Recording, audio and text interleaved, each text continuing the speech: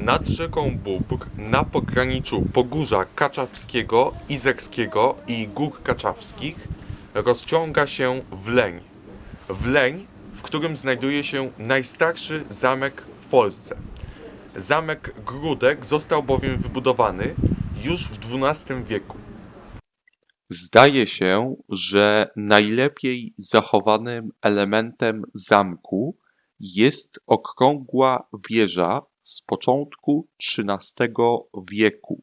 Wcześniej stała w tym miejscu wieża sześciokątna, wzniesiona w XII wieku, czyli na etapie powstawania zamku.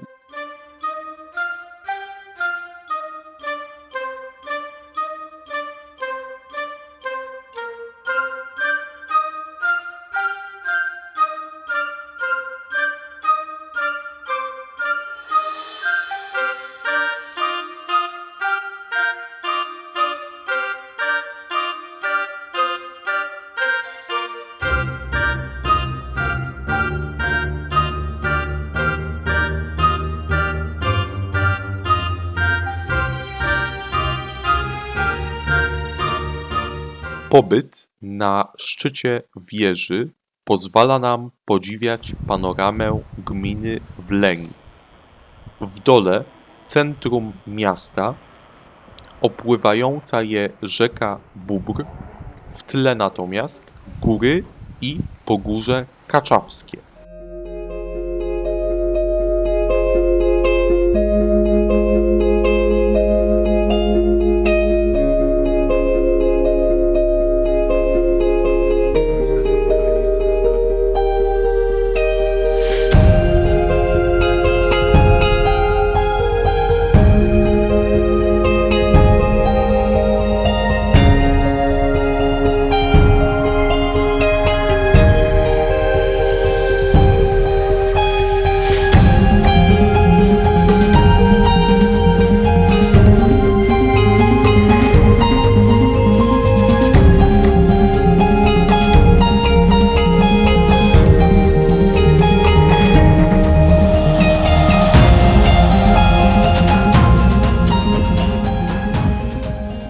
Poniżej zamku Gródek ulokowano pałac.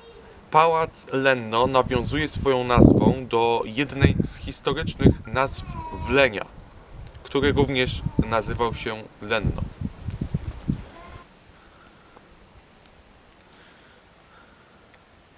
W czasie wojny 30-letniej zamek Gródek został wysadzony, a to, co się ostało, podpalone. Chociaż znalazł on nowego właściciela, do odbudowy nie doszło. To właśnie wtedy wybudowano nowy obiekt – Pałac Lenno.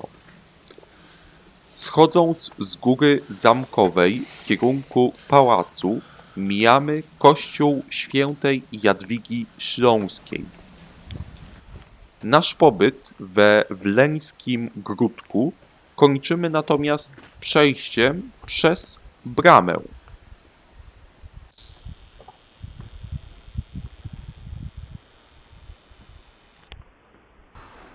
Na północ od Wlenia znajduje się piaskowcowa formacja nazywana Szwajcarią Lwówecką.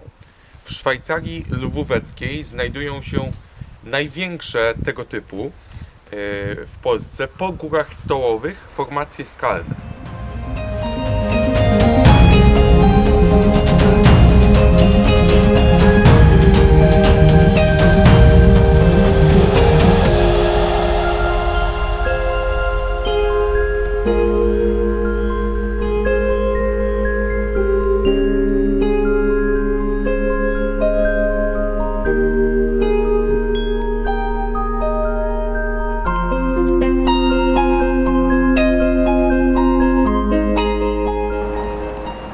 Lwówek Śląski to jedno z najstarszych miast w Polsce.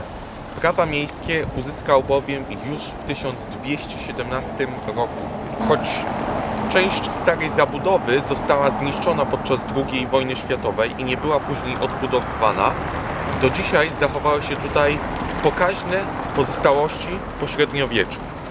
Jakie to pozostałości? Ano mury obronne wraz z basztami lubańską i bolesławiecką, a także bastejami. I oczywiście ratusz z 1209 roku, jeden z najstarszych w Polsce, a także browar, również jeden z najstarszych w Polsce, z 1209 roku.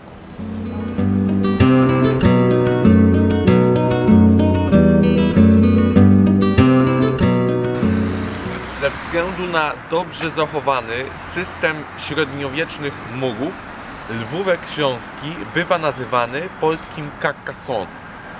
Znajduje się od strony północnej murów, a zatem od strony Bolesławca. I tak mamy tutaj zachowaną basztę bramy bolesławieckiej.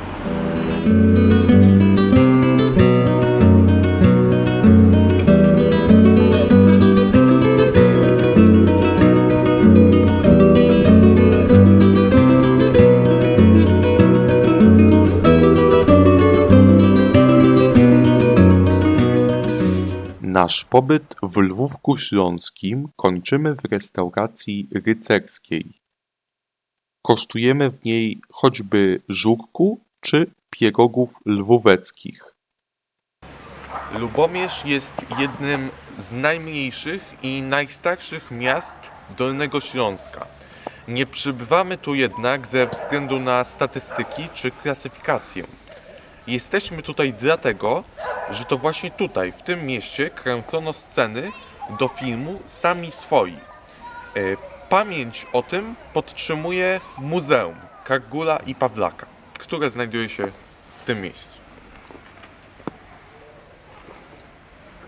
W pierwszym pomieszczeniu, do którego wchodzimy, obserwują nas potężne głowy Kargulo i Pawlako podobna. Wisi tu także mapa Polski z zaznaczonymi miejscowościami, w których były kręcone sceny do filmów. Nie biega więc tylko o lokalizację ze samych swoich, ale także z chłopów, pana Tadeusza, Krzyżaków i wielu innych polskich produkcji. Muzeum Kargula i Pawlaka to także liczne eksponaty przenoszące nas w czasie. Młynki do kawy, lampy naftowe,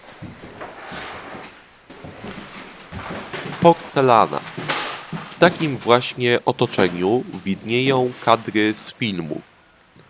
Podkreślę jednak gwoli ścisłości, że te pierwsze, na których widnieją zagrody, były kręcone w Dobrzykowicach.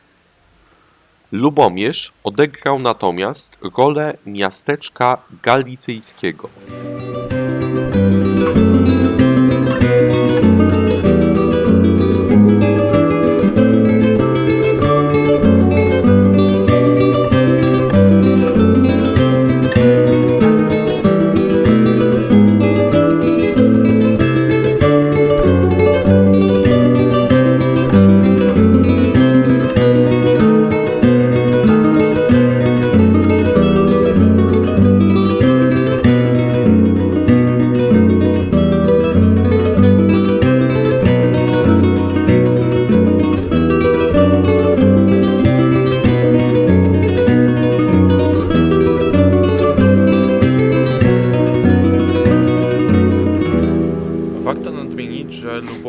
Prawa miejskie uzyskał już w XIII wieku i nie został, co więcej, nie został zniszczony podczas II wojny światowej. Zachował w związku z tym średniowieczny układ urbanistyczny. Większość kamienic jednak i budynków otaczających rynek nie pochodzi ze średniowiecza, a z XVI i XIX wieku.